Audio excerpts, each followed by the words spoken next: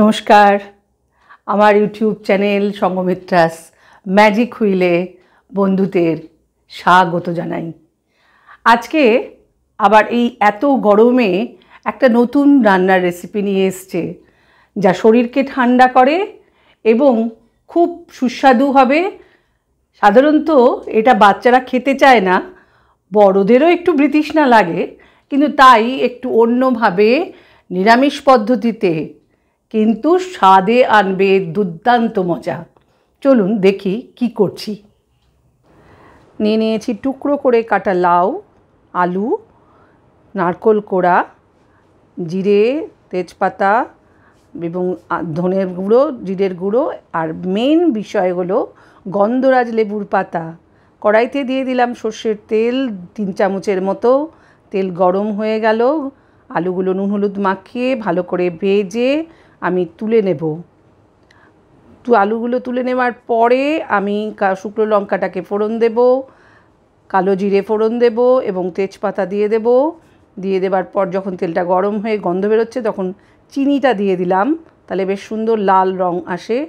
এরপর টুকরো করে কাটা লাউগুলোকে ছেড়ে দিচ্ছি।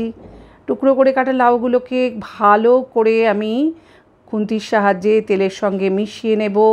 ভালো করে যখন মিশে যাচ্ছে তখন আমি পরিমাণ মতো নুন দিচ্ছি।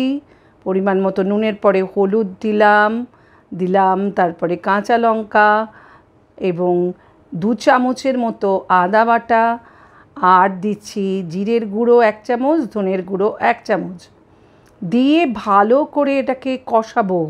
ভালো করে মিশিয়ে নেবার পর তখন হাফ বাটি যে নারকোল কোড়ার বেশ অর্ধেকটা দিয়ে দিলাম, দিয়ে 5 মিনিটের জন্য চাপা দিয়ে দেব। দিয়ে ভালো করে তাদেরকে কষতে দেব। কষা প্রায় হয়ে গেছে, ভাজা আলু মিশিয়ে দিলাম। দেওয়ার পর আর একবার ভালো করে সবটা মিশিয়ে নিয়ে 1 বাটি জল আমি এটার জন্য দিয়ে দিচ্ছি, যাতে সবজিগুলো সব ঠিকঠাক মতো মিশে যায়। এরপর আবার আমি 8 মিনিটের জন্য ঢাকা চাপা দিয়ে গ্যাস মাঝারি মাপের করে রেখে দেব।